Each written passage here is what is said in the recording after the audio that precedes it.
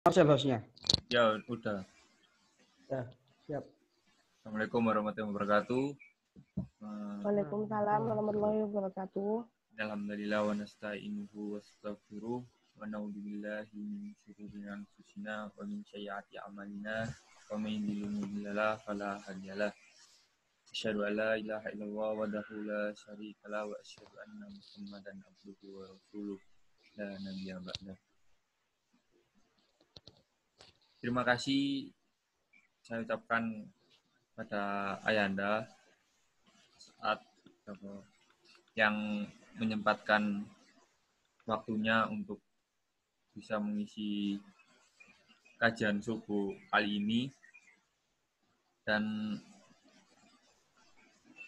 terima kasih juga kepada pimpinan daerah Ikatan Pelajar Muhammadiyah Kabupaten Malang yang juga bisa menyempatkan untuk mengikuti kajian di PC PM Panjen, dan teman-teman yang saya banggakan, Ikatan Pelajar Muhammadiyah Kecamatan Kepanjen khususnya dan se-Kabupaten Malang umumnya. Dan mungkin tidak banyak berkata-kata, dan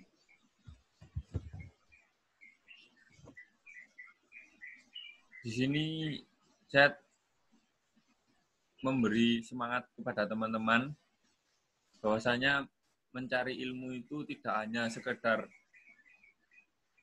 waktu siang saja, lebih baiknya waktu habis subuh ini lebih barokah juga begitu. Mungkin nanti bisa dilanjut dengan langsung dari pematerinya saja, seperti itu. Mohon maaf. Nun wal qalam ya masturun. Wassalamualaikum warahmatullahi wabarakatuh. Waalaikumsalam warahmatullahi wabarakatuh. Mungkin langsung saja kita masuk ke acara yang intinya, masuk kepada materi. Nanti akan disampaikan Pak Rauf. Kepada Pak Rauf saya persilahkan. Pada Mas Ad. Oh iya Pak As'ad kok Pak Rauf. Oke. Mohon maaf Pak. Baik, terima kasih anak-anak. Assalamualaikum warahmatullahi wabarakatuh. Waalaikumsalam warahmatullahi wabarakatuh. Alhamdulillahilladzi bi ni'matihi tatimmus sholihat. Wassalatu wassalamu ala nabiyyina Muhammadin sallallahu alaihi wasallam sayyidas sadat wa ala alihi wa sahbihi ahlul fadaili wal karamat. Amma ba'du, subhanaka la ilma lana illa ma 'allamtana innaka antal alimul hakim. Rabbi shrah li sadri wa yassir li amri wahlul 'uqdatam min lisani yafqahu qauli.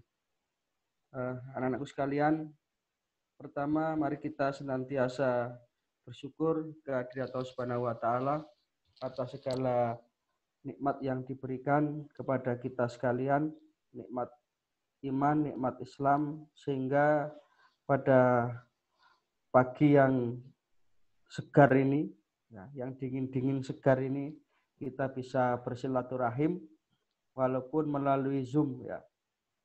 Ternyata dengan Zoom ini banyak hikmahnya. Jadi tadi ada dari Gunung Kawi, dari Turen, yang kalau tidak pakai Zoom tidak mungkin ya. Kita ketemu di subuh yang penuh berkah ini dengan jarak yang jauh, tapi dengan teknologi seperti ini bisa memudahkan kita untuk bersilaturahim. Tentu ini suatu hal yang patut kita syukuri, dan mudah-mudahan ini akan mendatangkan keberkahan bagi kita semuanya, sehingga kita akan bisa mendapatkan ridho Allah Subhanahu wa taala. Yang kedua, sholawat serta salam mudah-mudahan senantiasa terlimpah kepada junjungan kita, uswatun hasanah kita, suri tauladan kita, baginda Rasulullah Shallallahu Alaihi Wasallam. Dan yang ketiga, seperti yang saya sampaikan pada saat kita bertemu dengan beberapa pengurus inti kemarin, kita mencoba sesuatu yang berbeda, ya, yaitu dengan ngaji ya katakanlah, atau ngobrol bareng lah. ngobrol-ngobrol terkait dengan masalah keislaman untuk memantapkan iman kita. Waktunya kita pilih setelah subuh ya. Walaupun ada yang mungkin hanya setengah itu nyawanya belum kembali semua itu. Sehingga tidak nampak gambar aslinya, videonya di without gitu. Ya, bukan without ya di close. Ini mungkin diaktifkan terus kemudian tidur lagi. Ya, nanti ngimpi, dalam mimpinya itu yang ceramah Ustaz Abdul Somad yang didengarkan. Nah, bagi anak-anak yang bisa hadir pada pagi hari ini mudah-mudahan bisa istiqomah. Ya, nanti walaupun yang mengisi bergantian, tetapi bisa kita agendakan ini. Ya. Nah, tapi nanti tetap dievaluasi, kira-kira maksimal apa tidak hasilnya. Tapi saya pikir tetap positif ya, walaupun yang hadir beberapa anak, tapi istiqomah ini termasuk lumayan ini ya, banyak ini di screen laptop ini penuh ini, termasuk lumayan bagus. Dan nanti saya harapkan hostnya untuk merecord ini nanti akan bisa dijadikan sebagai sebuah istilahnya itu laporan-laporan kegiatan PCPM dalam bentuk digital ya.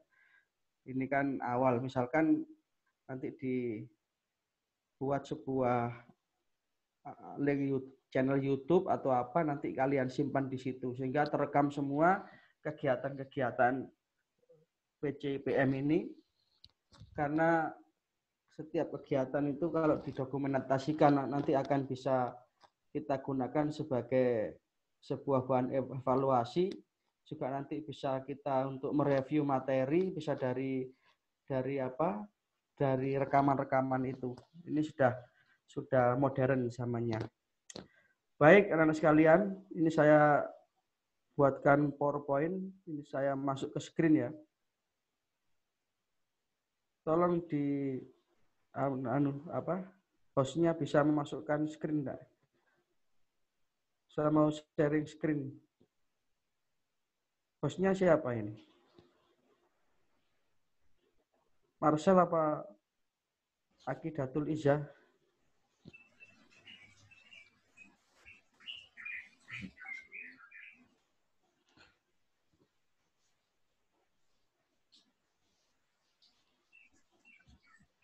Bisa?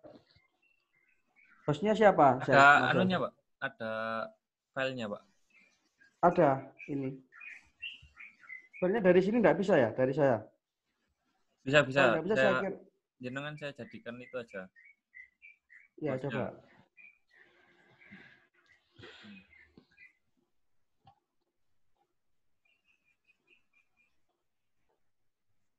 Dari situ bisa, Pak.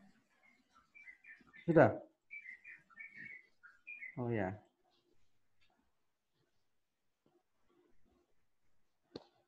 Sudah masuk?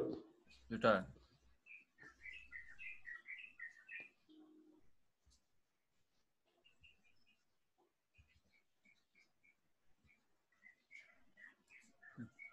Nah, ini judul yang kalian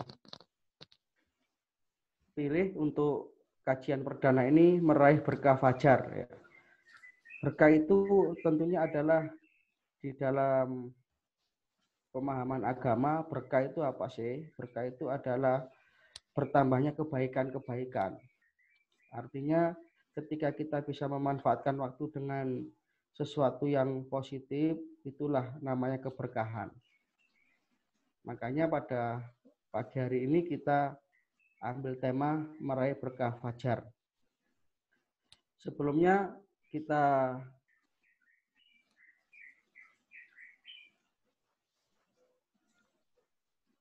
sampaikan dulu kenapa kok waktu subuh ini kita pilih ya. Karena banyak sekali keutamaannya waktu subuh itu. Sehingga kita harus memanfaatkan keutamaan-keutamaan yang diberikan oleh Allah dan Rasul-Nya tersebut.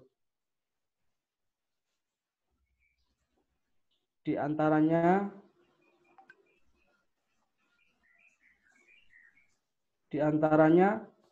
adalah yang pertama, salah satu penyebab masuk surga. Wah, ini kan luar biasa ini. Siapa yang tidak ingin masuk surga itu? Ya, setiap orang pasti cita-cita tertingginya adalah masuk surga, dan yang paling indah adalah bertemu Allah di dalam surga. Maka satu di antaranya adalah sholat subuh. Sebagaimana sabda Rasulullah Shallallahu Alaihi Wasallam ini di dalam hadis, nanti ini bisa kalian lihat ulang videonya, kalau bisa hadis-hadis seperti ini dihafalkan ya. Jadi anak-anak IPM itu nanti bangun subuh itu akan terasa enteng. Sholat subuh berjamaah. Ya. Biasanya kan kalau kalian itu kan diberi iming-iming itu kan baru tergerak ya, kalau ada bonusnya. Tapi kadang-kadang kalau bonus itu dari Allah dan Rasulnya itu belum begitu tergerak karena tidak nyata, swarga seengko. Tapi coba kalau ada informasi siapa yang sholat subuh berjamaah di masjid dikasih HP Samsung gratis, wah itu penuh itu masjidnya itu. Rebutan itu. Nah, padahal ini luar biasa sekali dalam hadis ini. Ya. Rasulullah Shallallahu Alaihi Wasallam bersabda, "Man sholal bardaini dakhalal jannata." Barang siapa yang mengerjakan sholat bardaini. Ini kok tidak kelihatan ini ketutupanan ini. Ya. Barang siapa yang mengerjakan sholat bardaini.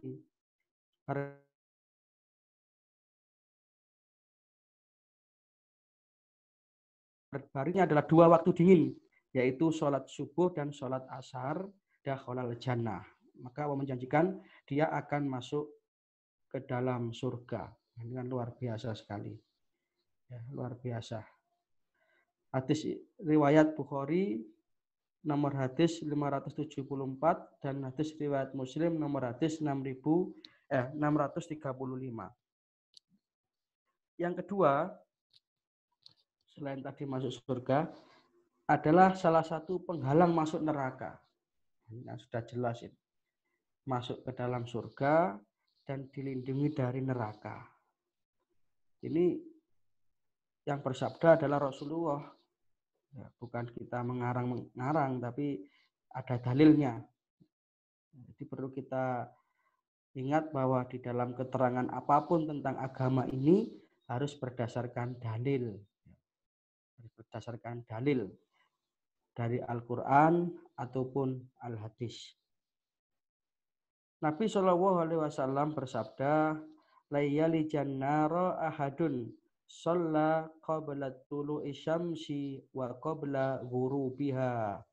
Tidak akan masuk neraka. Luar biasa sekali namanya. Layali jannara, tidak akan masuk neraka ahadun, ya, seseorang yang shalla, mendirikan sholat qabla tulu'i syamsi, sebelum terbitnya matahari, ay sholatus subhi, yaitu sholat subuh, ya. Wa qabla ghurubiha, ay sholatul asri, ya. Dan sholat sebelum tenggelamnya matahari, yaitu sholat asar. Jadi rupanya sholat subuh dan asar ini punya keutamaan yang luar biasa. Yang ketiga,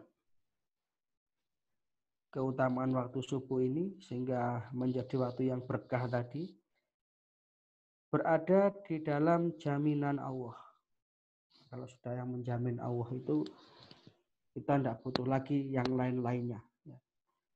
Hasbunallah wa ni'mal wakil. Cukup bagi kita Allah. Ini kalau sudah dijamin oleh Allah, maka hidup kita akan tercukupkan. Sebagaimana sabda Rasulullah SAW, "Man shalla sholata subhi fahuwa fi dhimmatillah." Barang siapa yang sholat subuh, maka ia berada dalam jaminan Allah. Fala yadlubannakumullahu min dhimmatihi bisyai'in fa innahu may yadlubu min dhimmatihi bisyai'in yudrikhu summa yukabbahu ala wajhihi fi nari jahannam. Oleh karena itu, jangan sampai Allah menuntut sesuatu kepada kalian dari jaminannya. Karena siapa yang Allah menuntutnya dengan sesuatu dari jaminannya, maka Allah pasti akan menemukannya dan akan menelungkupkannya di atas wajahnya dalam neraka jahanam. Dari riwayat Muslim nomor 163. Artinya, kalau sudah Allah memberikan jaminan ini, maka kita harus betul-betul merespon itu. Ya. Jangan sampai kita menyia-nyiakan, supaya kita tidak menyesal. Yang keempat, dihitung seperti sholat malam, dihitung seperti sholat semalam suntuk. Apa ada anak-anak yang pernah sholat semalam suntuk? Nah, ini dinyatakan oleh Rasulullah SAW, man sholal isya'i fi jama'atin faka'annama qama nisful lail. Barang siapa yang mendirikan sholat isya secara berjamaah, ya, tentunya di masjid secara berjamaah, maka faka'annama qama nisfal lail, seolah-olah dia telah sholat malam selama separuh malam. Itu kalau sholat isya berjamaah. Nilainya sama dengan sholat separuh malam. Wa man sholat subha